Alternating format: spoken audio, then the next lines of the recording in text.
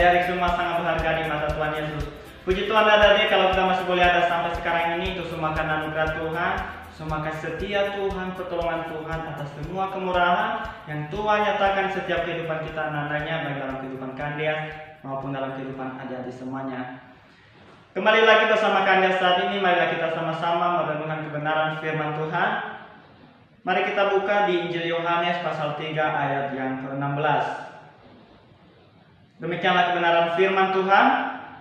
Karena begitu besar kasih Allah akan dunia ini, sehingga Ia telah mengaruniakan Anak yang tunggal, supaya setiap orang yang percaya kepadanya tidak binasa, melainkan beroleh hidup yang kekal.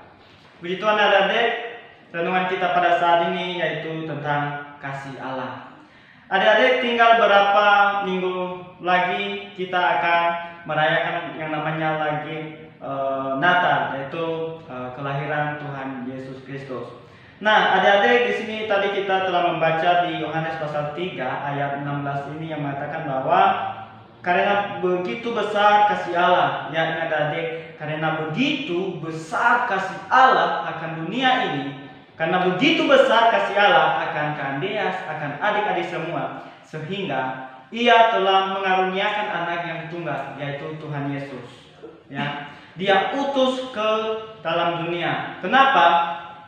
Supaya setiap orang yang percaya kepadanya tidak binasa, melainkan beroleh hidup yang kekal. Firman Tuhan mengatakan bahwa semua umat manusia tidak seorang pun yang benar. Bahkan semua umat manusia telah jatuh ke dalam dosa. Nah, adik-adik, saat ini firman Tuhan mengingatkan kita bahwa kasih Allah itu begitu besar dalam kehidupan kita. Dia telah membuktikannya.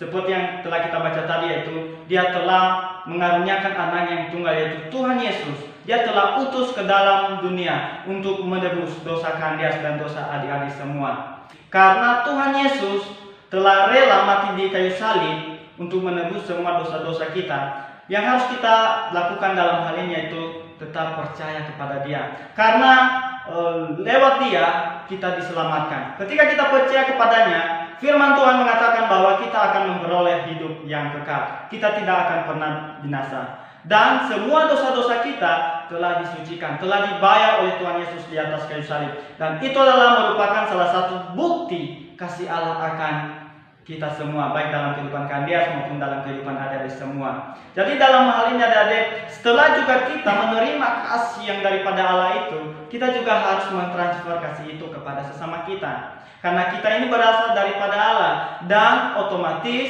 karena kita ini berasal daripada Allah, karakter atau sifat-sifat daripada Allah berdiam diri dalam kehidupan kita. Dan itulah yang harus kita transferkan kepada orang-orang yang ada di sekeliling kita. Baik itu di dalam lingkungan keluarga kita, baik itu di dalam lingkungan sekolah, di lingkungan masyarakat, dan dimanapun adik-adik berada. Mungkin ketika adik-adik bergaul dengan teman-teman, dengan sahabat, dan dimanapun adik-adik berada, adik-adik harus menerapkan yang namanya kasih. Karena kita sudah menerima kasih yang daripada Allah. Setelah kita mendapat kasih yang begitu besar daripada Tuhan Allah, yaitu pengorbanan daripada Tuhan Yesus Kristus sendiri di atas kayu salib, maka yang harus kita lakukan juga yaitu kita harus tetap mengerjakan yang namanya keselamatan kita. Adik-adik, kita semua sudah diselamatkan dari dosa-dosa kita. Dan untuk itu adik-adik, marilah kita tetap mengerjakan keselamatan itu yang telah Tuhan berikan kepada kita.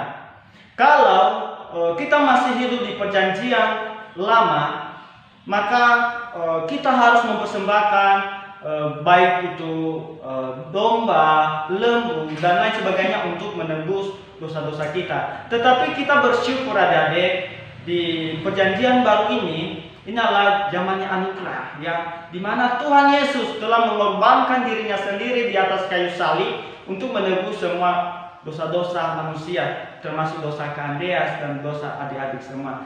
Marilah kita tetap tinggal di dalam Tuhan Yesus, tetap percaya kepada Tuhan Yesus. Biarlah kita tetap menikmati kasih Allah itu yang begitu besar dalam kehidupan kita, sehingga firman Tuhan mengatakan bahwa kita memperoleh hidup yang kekal.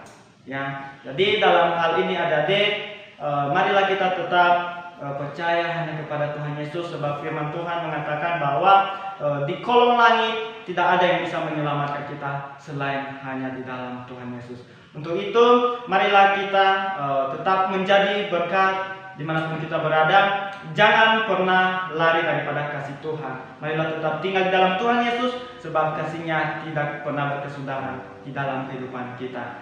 Di adik-adik, biarlah kasih Allah tetap melimpah atas kehidupan kita. Biarlah kasih Allah tetap memenuhi, memancar dalam kehidupan kita. Dan setelah kita juga menerima kasih Allah itu, biarlah kita juga boleh mentransferkannya kepada orang-orang yang ada di sekeliling kita. Sehingga lewat kehidupan kita, lewat setiap karakter kita, sikap kita, kepribadian kita, pergaulan kita setiap hari, orang lain terberkati dan mereka memuji memuliakan nama Tuhan Allah, yaitu Tuhan Yesus Kristus.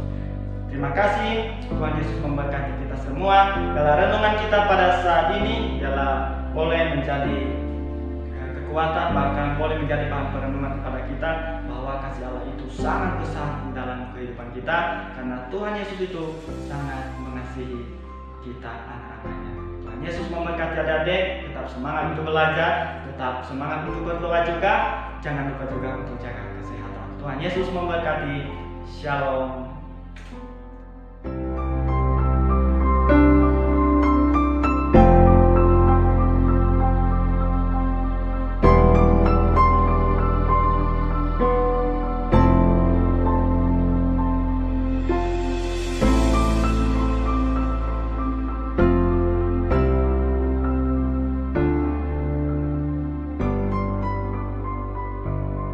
Jingle bell, bell, bell.